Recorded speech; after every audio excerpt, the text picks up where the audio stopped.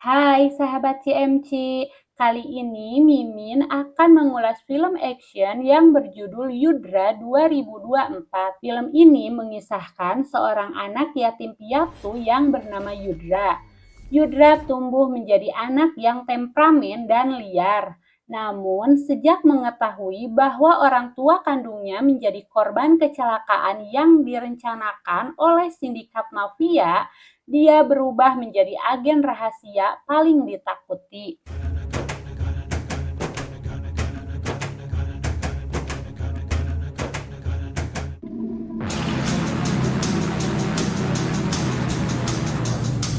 Awal kisah, di mana para polisi sedang mengadakan pesta penghargaan untuk salah seorang anggota bernama Giris karena telah mengungkap penyelundupan barang terlarang. Bahkan Giris dinobatkan menjadi pemenang medali keberanian tahun ini. Tak lupa Giris mengenalkan istri yang dicintai kepada atasannya. Setelah pesta selesai, Giris dan istri pun pulang. Di tengah perjalanan, Giris mengkhawatirkan keadaan istrinya yang sedang hamil besar. Giris sangat bahagia karena sebentar lagi istrinya akan melahirkan anak pertamanya. Namun di tengah perbincangan, tiba-tiba sebuah truk besar menghantam mereka hingga terpental dan berguling-guling. Naasnya, Giris meninggal di tempat sementara istrinya kritis di rumah sakit. Sebagai sahabat yang sudah seperti saudara, Rehman dan Hartik pun menunggu dengan harap-harap cemas. Seorang dokter memberitahu bahwa dia hanya bisa menyelamatkan bayinya. Bahkan ini adalah sebuah keajaiban karena sang ibu meninggal sebelum melahirkannya. Dokter pun mengingatkan jika di masa depan anak ini akan berdampak perkembangan emosinya karena tidak punya suplai darah selama 5 menit ke otaknya. Hartik yang belum dikaruniai keturunan akhirnya bersedia merawat anak tersebut. 9 tahun kemudian, di sekolah ada sekelompok anak-anak nakal sedang menyiksa seekor kadal. Lantaran Yudra pecinta hewan, dia sangat marah melihat hal tersebut. Yudra pun mengketepel anak nakal tersebut dengan batu. Yudra yang melihat ekornya sudah putus merasa kasihan. Loh kok? Oh, ternyata Yudra melobangi tempat pensilnya untuk menyelamatkan kadal supaya bisa bernapas. Yudra yang sedikit jahil pergi ke rumah Rehman dan mengganggu anaknya yang bernama Nikat sedang les piano. Rehman yang mengetahui hanya tersenyum melihatnya. Ternyata Yudra ingin memberitahu Nikat bahwa dia menemukan seekor kadal, namun dia tidak tahu makanan apa yang harus diberikan. Nikat melakukan gerakan menangkap nyamuk dan memberikannya. Kadal tersebut diberi nama Lizzie. Saking sayangnya, Yudra membawa hewan peliharaannya ke sekolahan dan membuat belajarnya menjadi tidak fokus. Sang guru menegurnya dan menghukum mereka berdua keluar kelas. Melihat tempat kadal, si anak nakal seperti punya rencana buruk. Yudra sedikit bingung dengan tingkah anak nakal yang aneh. Namun setelah melihat tempat penyimpanan kadalnya diisi air yang membuat peliharaannya mati, dia menjadi marah dan mengejarnya. Di kolam renang, Yudra melihat anak nakal tersebut dan langsung mendorongnya ke air sampai hampir tenggelam. Gara-gara hal itu, Hartik dipanggil ke sekolah dan salah seorang guru memberitahu bahwa Yudra punya masalah kemarahan yang serius. Karena ini bukan yang pertama kali Yudra tidak bisa mengontrol emosinya. Pihak sekolah pun ingin mengeluarkannya. Menurut salah seorang guru, Yudra lebih cocok masuk ke sekolah khusus. Namun Hartik memberikan pembelaan. Dia menceritakan betapa rumitnya saat Yudra dilahirkan dan memberitahu bahwa Yudra adalah anak sahabatnya yang sudah meninggal. Yudra yang menunggu di luar ruangan pun mendengarkan semuanya, dan akhirnya Yudra mengetahui bahwa dia adalah anak angkat. Setelah kejadian tersebut, Yudra mencari tahu siapa orang tua kandungnya. Yudra pun menemukan sebuah artikel bahwa orang tuanya meninggal karena kecelakaan. Sampai suatu hari, Yudra diberi kejutan pesta ulang tahun dan semua teman-temannya datang. Bahkan Hartik pun memberi hadiah seekor bunglon. Namun bukannya senang, Yudra malah memperlihatkan wajah marahnya. Menurutnya, tidak seperti ini aturannya. Jika kadalnya mati dan kamu langsung menggantikan dengan bunglon, bahkan saat orang tuaku sudah meninggal, bukan berarti kamu menjadi ayahku sekarang. Sejak saat itu, Yudra pun menjadi anak yang bermasalah dan emosinya pun semakin tidak terkendali. Saat menginjak 25 tahun, Yudra menjadi ketua geng motor. Dia suka melakukan balapan liar yang membahayakan pengguna jalan lain, membuat para polisi selalu waspada mengamankan jalanan agar tetap aman. Polisi pun memblokir jalan yang akan dilewati Yudra dan kawan-kawan agar tidak lolos. Bukannya takut, dia malah menaikkan kecepatan dan menantangnya. Singkat cerita, Yudra dan gengnya diamankan.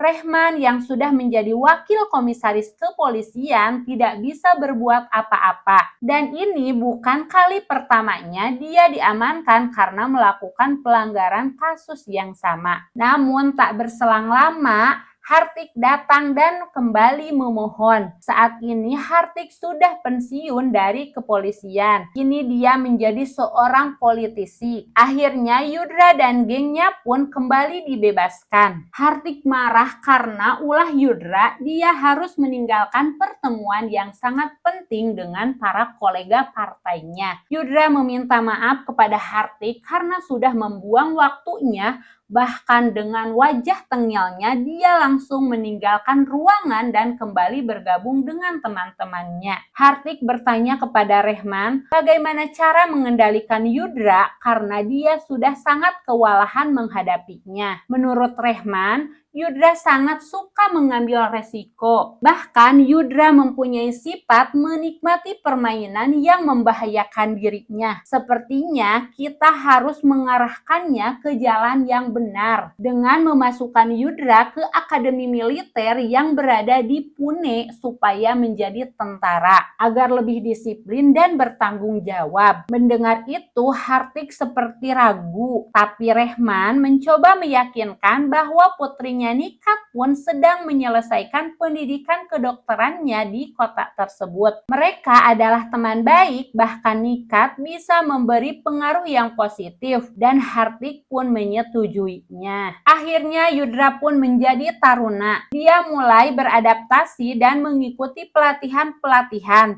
Kini Yudra pun lebih disiplin.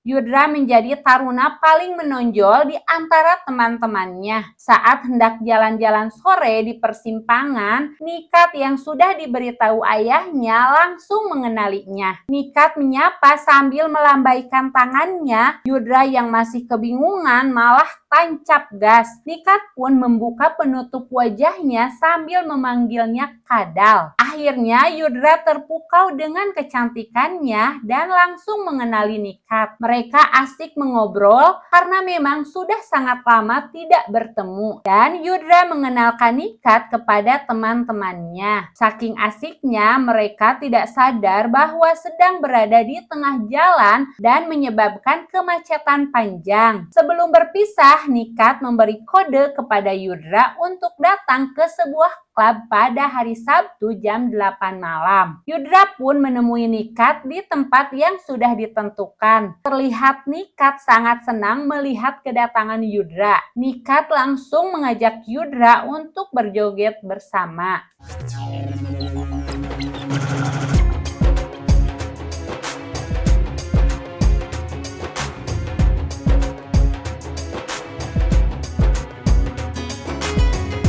Sepulang dari klub, sahabat Nikat yang bernama Sinta langsung memberondong pertanyaan pada Nikat. Kenapa kalian tidak jadian saja?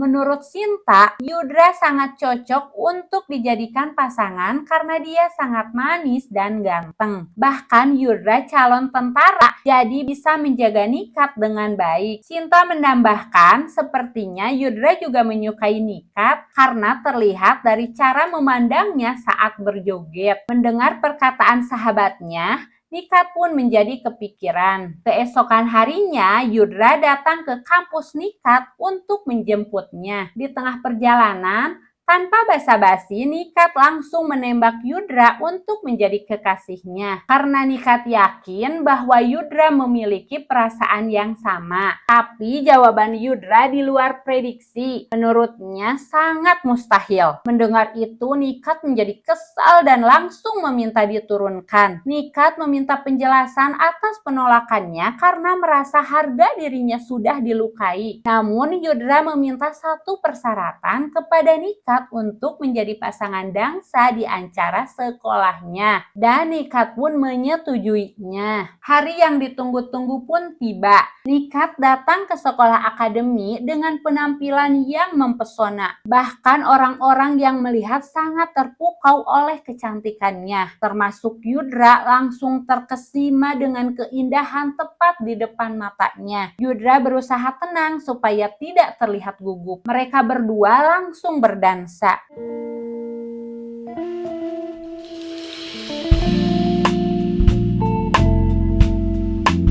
Nikat memberitahu Yudra bahwa dia akan pergi ke Portugal karena diterima di Universitas Lisbon dengan beasiswa penuh. Terlihat kesedihan di wajah Yudra karena harus berpisah, tapi Yudra tetap mendukung impian Nikat sedari dulu. Bahkan Yudra memuji kepintaran Nikat. Itu sebab dia merasa tidak pantas bersanding dengan Nikat. Di luar gedung terlihat teman Yudra mengajak seorang wanita untuk menjadi rekan dansanya. Namun si wanita menolak karena sudah punya pasangan. Mendengar hal tersebut, pacarnya pun marah besar dan langsung memukulnya. Yudra yang melihat temannya sedang dipukuli langsung berlari untuk membantunya. Yudra berteriak meminta untuk melepaskan temannya. Nikat memperingatkan Yudra untuk tidak mencari masalah, tapi dia malah menantang Yudra dan mengolok-oloknya. Alhasil, sifat asli Yudra yang temperamen pun keluar. Yudra langsung berbalik dan menyerang. Perkelahian pun terjadi. Namun karena lawan mereka orang yang lebih dewasa, akhirnya Yudra dan kawan-kawan kewalahan dan kalah. Bahkan Yudra sampai tersungkur. Dan orang-orang yang berada di sana sangat heran karena melihat Yudra berubah seperti kesurupan. Dia kembali menyerang lawannya lebih brutal. Sampai-sampai Yudra yang hanya sendirian bisa mengalahkan mereka.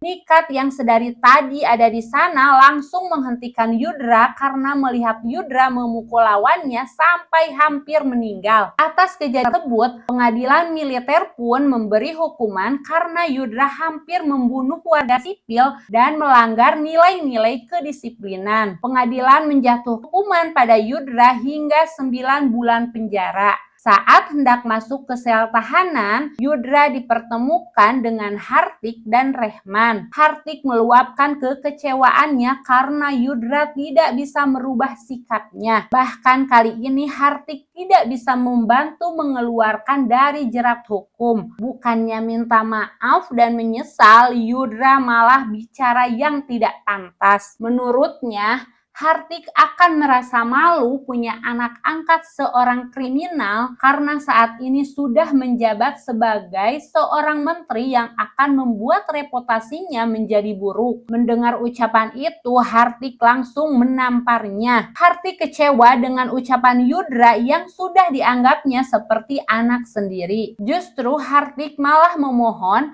karena tidak bisa mendidiknya dengan baik dan langsung meninggalkan Yudra. Rehman yang sedari tadi ikut mendengarkan percakapan mereka menghampiri Yudra dan menceritakan bahwa Giris, ayah kandungnya pun punya sifat yang sama seperti Yudra. Dia suka mengambil resiko. Dia juga akan berkelahi sepertimu melawan para penjahat. Tapi ada perbedaan di antara kalian berdua. Giris tidak menyia-nyiakan amarahnya. Dia menggunakannya dengan benar untuk berperang melawan Raja Narkoboy. Itu sebab Giris meninggal karena kecelakaan mereka bukan suatu kebetulan. Dan menyebut bahwa Raja Narkoboy yang bernama Sikandar yang membunuhnya. Bahkan Sikandar meninggalkan negaranya dan sekarang menjadi buronan. Dari situasi ini yang mengambil keuntungan adalah anak buahnya yang bernama Firoze. Dia menjalankan perusahaan jaringan terbesar obat terlarang di India. Rehman meminta Yudra bergabung sebagai agen yang menyamar untuk membongkar sindikat narkoboy. Dan misinya ini sangat rahasia, hanya mereka berdua yang tahu. Hartik pun tidak sama sekali mengetahuinya. Sambil memberikan medali penghargaan ayahnya, Rehman berpesan bahwa Giris yang telah memulai misi ini dan Yudra harus menyelesaikannya. Dia juga bisa membalas dendam atas kematian orang tuanya. Singkat cerita, Yudra pun setuju. Bahkan Yudra ditempatkan di penjara paling berbahaya di India. Di penjara ini banyak narapidana kelas kakap yang dijebloskan oleh Hartik dan Rehman. Saat mengetahui bahwa Yudra anaknya Hartik, mereka langsung mengerumuninya dan sang pemimpin yang bernama Bagol menghampirinya menyuruh Yudra untuk melipatkan tangan sambil menunduk sebagai tanda hormat kepada mereka. Alih-alih takut, Yudra malah balik mengancam. Yudra sudah diberitahu Rehman sebagai permulaan dirinya harus membuat Bagol berlutut. Dan Yudra akan menjadi pusat perhatian Naidu. Dia adalah anak buah dari Firoze. Di penjara ini dikendalikan oleh dua geng besar karena ada kebencian yang sangat mendalam antara Naidu dan Bagol. Tugas Yudra saat ini harus mengalahkan Bagol terlebih dulu untuk mendapatkan kepercayaan Naidu. Dan Naidulah yang akan membawanya ke Firoze. Saat dia makan, Bagol mengganggu Yudra, namun Yudra tidak menghiraukannya, dia malah pergi ke ruangan lain. Seakan belum puas, Bagol dan anak buahnya kembali mendatangi Yudra dan menyuruh orang-orang untuk keluar. Yudra yang sebenarnya sudah menunggu momen ini langsung melakukan pemanasan dengan mengambil bara menggunakan tangan kosong lalu mengusapkannya ke wajahnya. Entah apa yang dipikirannya, Yudra malah melukai dirinya sendiri. Melihat itu, Bagol dan anak buahnya menjadi bingung. Saat anak buah Bagol akan mengeceknya, tiba-tiba Yudra bangun dan menyerang geng Bagol dengan sangat brutal. Seperti biasa, Yudra bak orang kesurupan tanpa kendali. Dia melibas habis semuanya. Bahkan Yudra menjahit tangan Bagol sebagai balasan.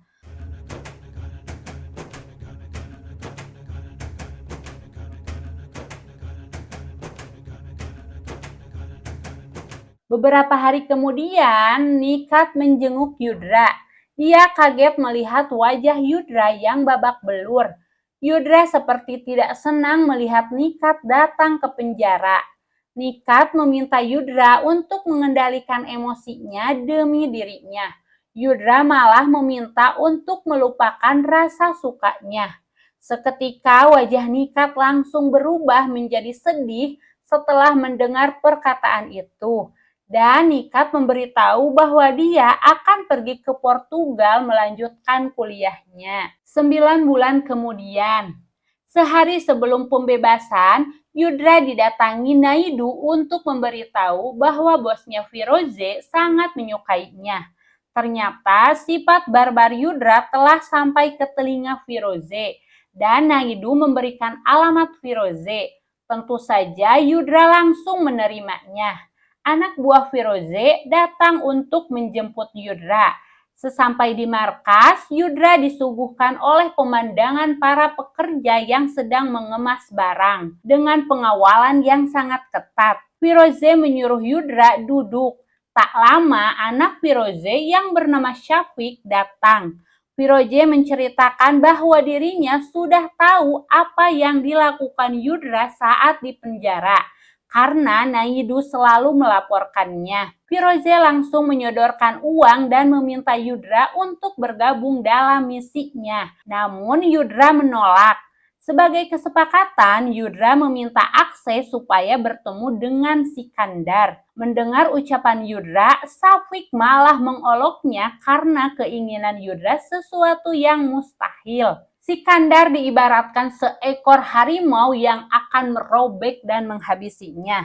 Yudra pun meyakinkan Firoze dengan informasi yang didapatnya dari Rehman. Intinya, 10 tahun lalu Sikandar adalah bos Firoze, namun sekarang Sikandar adalah musuh berat Firoze. Bahkan Sikandar pernah mencoba membunuh Firoze. Yudra memberi alasan kenapa dirinya ingin menghabisi Sikandar karena dia punya dendam yang belum selesai. Firoze dan Syafiq pun menyetujuinya karena mereka lebih diuntungkan tanpa harus turun tangan. Beberapa hari kemudian di perairan Bahamas terlihat Sikandar sedang berpesta dengan dayang-dayangnya. Ketika anak buahnya Sikandar memancing dan mendapatkan ikan besar, mereka pun kegirangan dan segera mengambilnya. Saat hendak dibelah, ternyata di dalamnya ada sebuah bom. Spontan, anak buah dan para dayang langsung melompat ke air. Tinggallah Sikandar yang lumpuh karena tidak bisa kabur.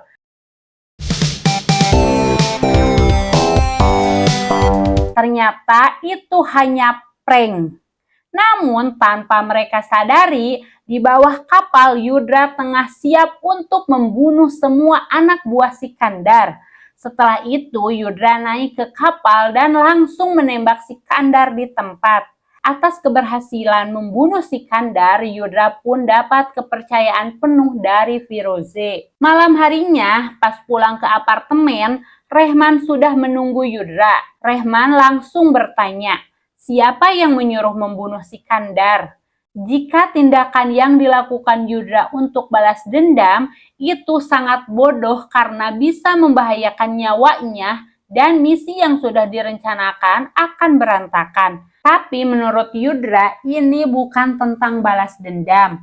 Yudra ingin mendapatkan kepercayaan dari Firoze. Mendengar alasan Yudra, Rehman menjadi marah dan memberi peringatan karena ini adalah misinya.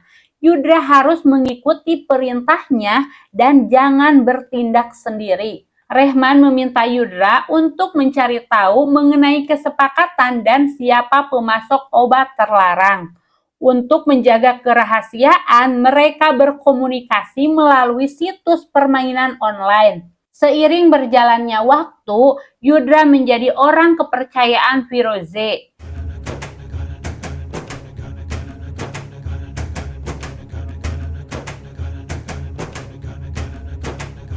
Yudra selalu menyelesaikan apa yang diperintahkan Firoze. Hal itu membuat Syafiq menjadi cemburu. Bahkan sekarang Yudra bisa keluar masuk markas Firoze tanpa pemeriksaan. Kali ini Firoze mendapatkan masalah karena barang-barang dari negara pemasok tertahan oleh pemerintah yang memblokir rute perjalanannya. Firoze harus membayar suap sehingga harga barangnya menjadi sangat tinggi dan sulit untuk menjualnya. Jadi sekarang ini dia bekerja sama dengan pemasok baru dari mafia Tiongkok. Yudra melaporkan pada Rahman bahwa Firoze akan membeli 5 ton obat-obatan yang akan dikirim ke India.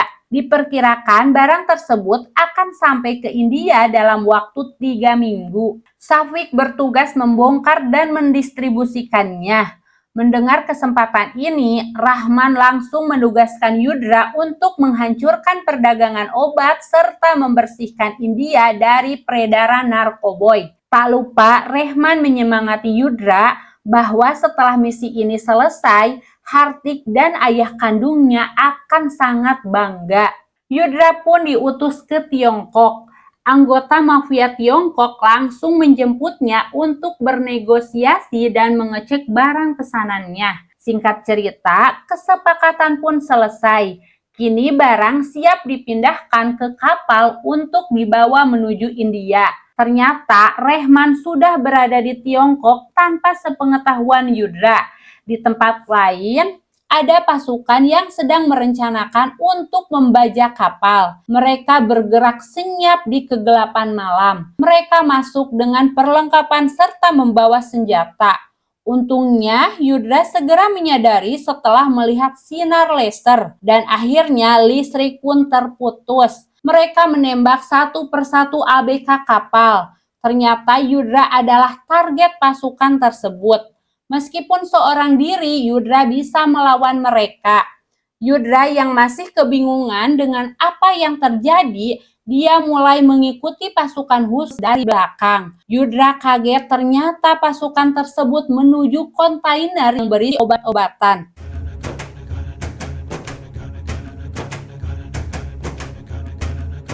Betapa terkejutnya Yudra melihat kontainer tersebut sudah kosong.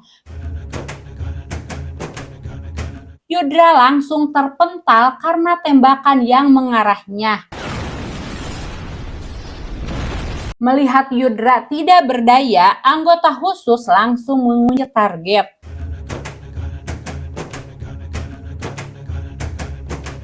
Namun dengan sigap Yudra menembak mereka.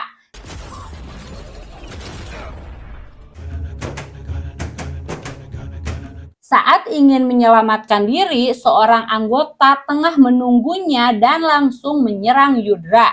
Si anggota pun dikalahkan Yudra dengan mudah. Tapi saat hendak ingin membuka topeng, tiba-tiba Yudra tertembak. Yudra langsung terjatuh ke laut. Beberapa hari kemudian, nelayan pesisir Sri Lanka tengah mengambil ikan dan Yudra selamat karena ikut terjaring. Dalam keadaan hilang kesadaran, Yudra bermimpi Rehman.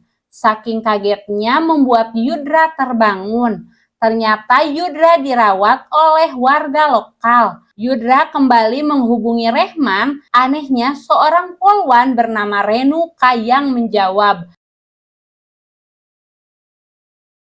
Panggilan pun langsung ditutup. Ternyata Renuka adalah atasan Rehman di kesatuan. Bahkan sebelum berangkat ke Tiongkok, Rehman meminta 20 pasukan untuk menggagalkan pengiriman barang terlarang dalam jumlah besar. Renuka marah karena Rehman tidak berterus terang dari awal tentang operasi besarnya. Sebagai syarat perizinan, Renuka meminta semua informasi dan rencana Rehman dari awal. Beberapa waktu kemudian, Yudra kembali ke Mumbai. Terlihat Firoze tengah harap-harap cemas lantaran barang yang dipesannya tak kunjung tiba. Sementara mafia Tiongkok tidak mau tahu mereka menagih setengah pembayaran yang belum diselesaikan. Safik yang menyimpan kecemburuan terhadap Yudra malah memanas-manasi ayahnya. Kali ini Safik berjanji akan membawa Yudra ke hadapan ayahnya karena sudah mengkhianati mereka.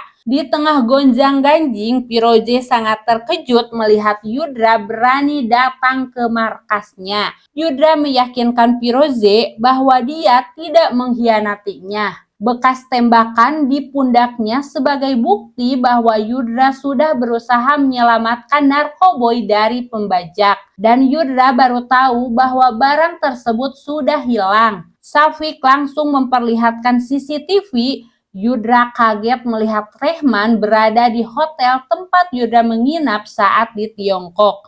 Safik menyebut Rehman Biro Pengawasan Narkoboy dalang dibalik hilangnya barang mereka. Rehman juga meretas server dan mengubah kontainer serta lokasi pengiriman. Sialnya, Rehman tertangkap oleh mafia Tiongkok dan langsung dikirim ke Firoze. Yudra merasa iba melihat Rehman sudah tidak berdaya. Tapi Yudra tidak bisa berbuat apa-apa saat Rehman disiksa di hadapannya.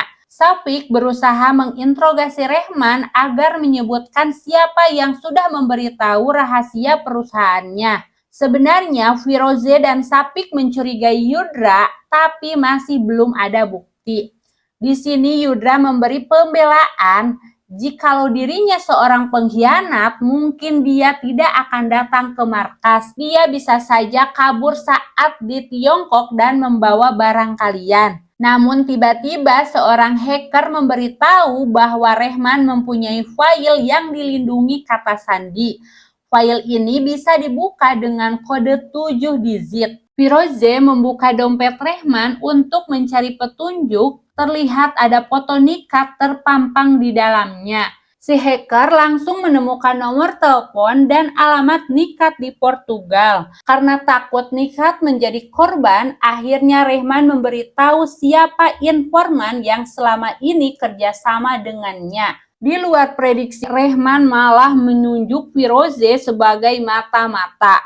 Untuk meyakinkan Syafiq dan orang-orang yang ada di sana, Rehman menceritakan kelakuan Firoze di masa lalu. Intinya pengkhianatan sesuatu yang mungkin dilakukan oleh Firoze karena dulunya dia seorang pecundang. Bahkan berani mengkhianati Sikandar yang sudah menganggap dia sebagai anaknya. Rehman juga menyebut Syafiq bukan anak kandungnya. Alih-alih percaya, Syafiq langsung menembak Rehman. Firoze marah karena kelakuan Syafiq bisa membuat Rehman tewas sehingga lokasi kontainer tidak bisa ditemukan. Sebelum menghembuskan napas terakhirnya, Rehman berpesan kepada Yudra untuk memberitahu Nikat bahwa dirinya akan pergi bertemu ibunya.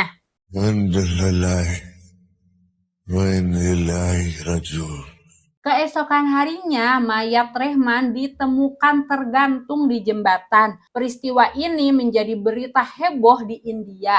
Hartik datang mendampingi Nikat ke pemakaman. Karena Rehman terkenal polisi yang jujur, maka banyak pelayat dari kalangan politisi dan para petinggi polisi yang hadir. Firoze meminta Syafiq untuk menyusul Nikat yang sudah kembali ke Portugal untuk mencari tahu password file milik Rehman. Ternyata Yudra masih ditahan. Sebenarnya Firoze berterima kasih karena Yudra telah menyingkirkan Sikandar. Akan tetapi kecurigaan Firoze sangat besar pada Yudra meskipun belum cukup bukti.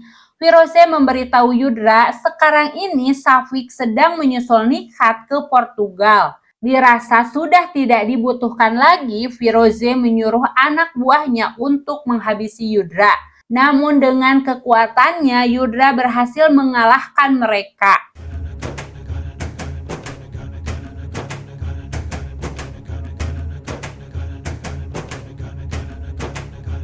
Di Portugal, Nikat berusaha tegar dan melanjutkan hidup demi cita-cita menjadi seorang dokter. Saat perjalanan pulang, Nikat seperti sudah punya firasat sedang diikuti seseorang. Yudra yang mengendap-endap masuk ke apartemen kaget melihat reaksi Nikat. Nikat langsung memberondong dengan banyak pertanyaan. Kenapa tiba-tiba ada di sini? Kenapa dia tidak hadir ke pemakaman ayahnya, padahal ayahnya memperlakukan dia seperti anaknya? Hanya permintaan maaf yang keluar dari bibir Yudra. Nikat marah dan menyuruh dia pergi dari hadapannya. Akan tetapi, Yudra memberitahu kali ini dia tidak akan pernah meninggalkannya lagi. Keesokan paginya, seperti biasa, Nikat pergi ke kampus. Yudra menawarkan untuk mengantarnya. Namun Nikat menolak karena Yudra siap-siap, Nikat takut kesiangan. Saat Yudra dadah-dadah dia kaget oleh kedatangan Syafiq yang mengikuti Nikat. Tanpa pikir panjang, Yudra hanya menggunakan kimono langsung mengejar Nikat.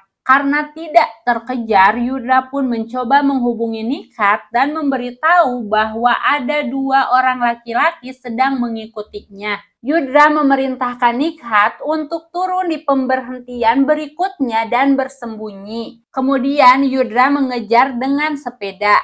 Saat hampir sampai, Yudra langsung dicegat oleh para pengawal dan dibius. Nikat yang ketakutan langsung buru-buru bersembunyi di dalam toko. Safik langsung menembak seseorang yang hendak menghubungi polisi. Dan akhirnya Nikat diseret ke hadapan Safik untuk diinterogasi terkait kata sandi ayahnya. Tentu saja Nikat yang tidak tahu apa-apa tidak menjawabnya. Safik marah sambil menodongkan senjatanya. Nikat berterus terang bahwa dia tidak mengetahui apapun mengenai kata sandi. Yudra menerobos masuk melalui jendela.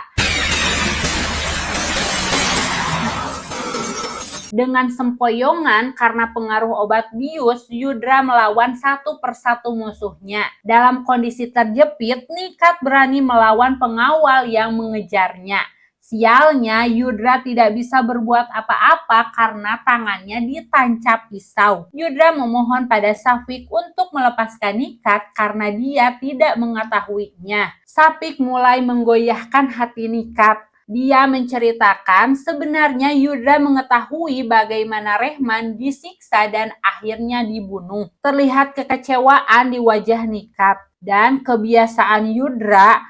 Jika terlalu marah maka akan seperti kesurupan. Dia menarik pisaunya dan menancapkannya ke dada Safik hingga tewas. Saat sadar, Yudra dikagetkan oleh ancaman Nikat sambil membawa pisau. Nikat meminta penjelasan mengenai apa yang dibicarakan Safik. Akhirnya Yudra menjelaskan semuanya. Kenapa dia tidak menyelamatkan Rehman karena kesepakatan untuk membongkar sebuah misi besar. Dan Yudra memberitahu bahwa dirinya bekerja sama dengan Rehman sebagai informan. Sebagai balasan, Yudra berjanji tidak akan mengampuni Firoze. Yudra menyampaikan pesan dari Rehman sebelum menghembuskan napas terakhirnya. Dia sangat menyayangimu, juga mencintai ibumu. Bahkan Rehman membaca sebuah ayat dari Al-Quran, surat Al-Baqarah bab 2, 156. Nikat heran mendengar ayahnya membaca sebuah ayat. Awalnya dia seorang muslim, tapi semenjak ibunya meninggal karena kanker, ayahnya menjadi seorang ateis. Setelah mendengar penjelasan Nikat, inna lillahi wa inna ilaihi roji'un.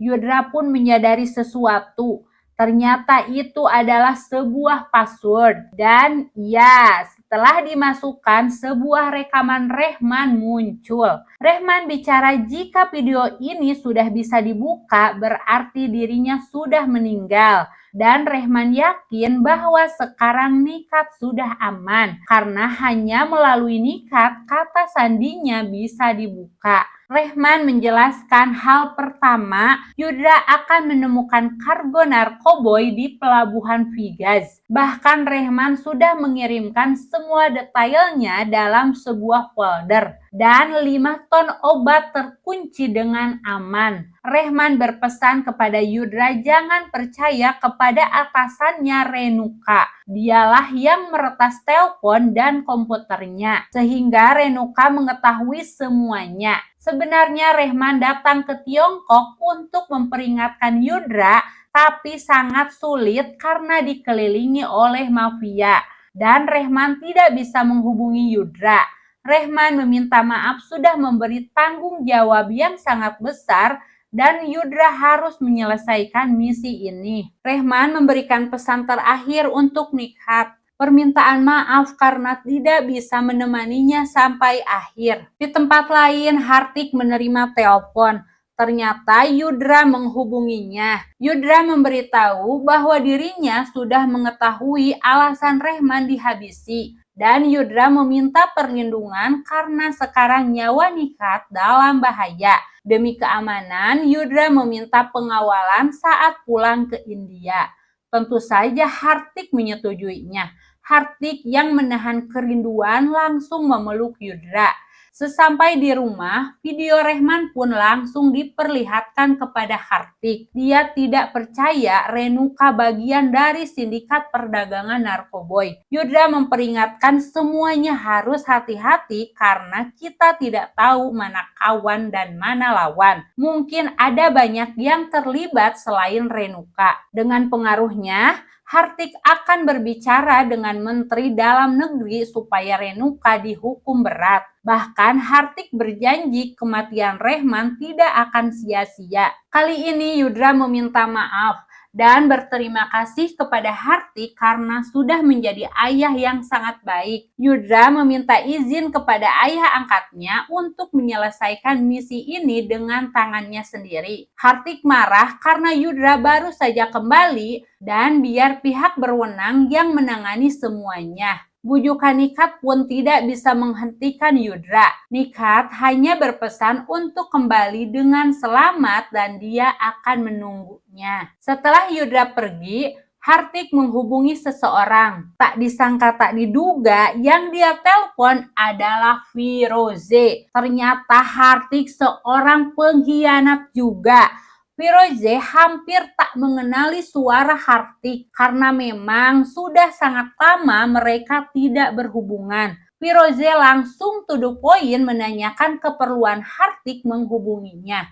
Hartik mengaku bahwa barang sebanyak 5 ton yang Firoze cari ada padanya. Bahkan Hartik menyombongkan dirinya mempunyai takdir yang sangat bagus. Tanpa harus mencari, Yudra dan Nikat mendatanginya dan membocorkan semuanya. Hartik ingin membuat kesepakatan setengah dari hasil penjualan narkoboy harus masuk rekeningnya untuk dana kampanyenya. Hartik juga menyuruh Firoze untuk menghabisi Yudra.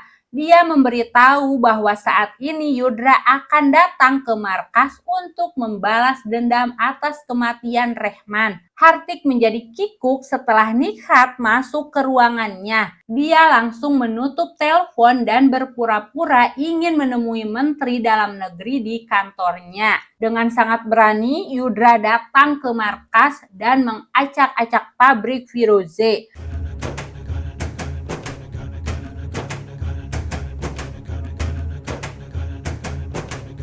Dengan kemampuan bela dirinya, dia mengalahkan satu persatu anak buah Firoze. Apesnya, dengan satu pentungan, Yudra langsung pingsan dan diseret ke hadapan Firoze. Dia sangat marah karena Yudra sudah membunuh anak kesayangannya Safik. Tiba-tiba Firoze menceritakan kisah 25 tahun yang lalu di mana Firoze pernah mendapatkan pekerjaan untuk menghabisi polisi jujur yang bernama Giris dari rekan sesama polisi. Firoze menyebut Hartik yang bertanggung jawab atas kematian ayah kandungnya. Di tempat lain ternyata Hartik sudah janjian dengan Renuka. Kali ini Hartik menyuruh Renuka untuk menghabisi Nikat yang lagi sendirian di rumahnya. Bahkan Firoze yang sudah mengetahui rencana kotor Hartik pun membocorkan bahwa Nikat sedang dalam bahaya. Sebagai permintaan terakhirnya, Yudra meminta lollipop kesukaannya.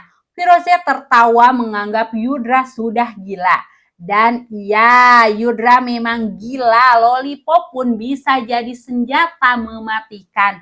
Bahkan dia lebih menggila, Yudra menghabisi semua yang ada di depannya. Akhirnya Firoze pun tewas.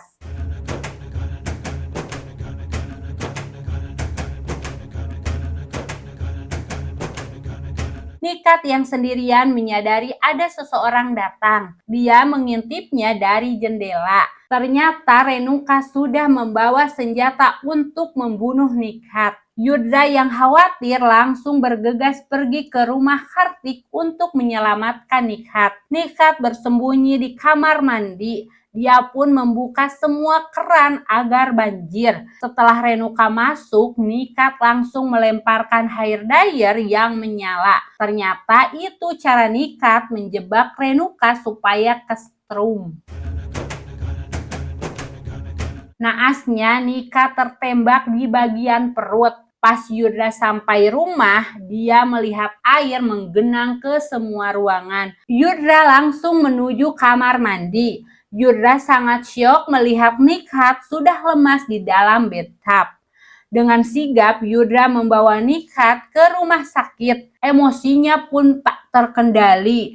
Di tempat lain, Hartik pergi menuju pelabuhan Vigas untuk memastikan bahwa narkoboynya masih aman. Dia dikagetkan oleh suara tembakan yang ternyata Yudra datang untuk memberi perhitungan. Hartik masih saja menyangkal bahwa Renuka sudah menjebak dan memerasnya.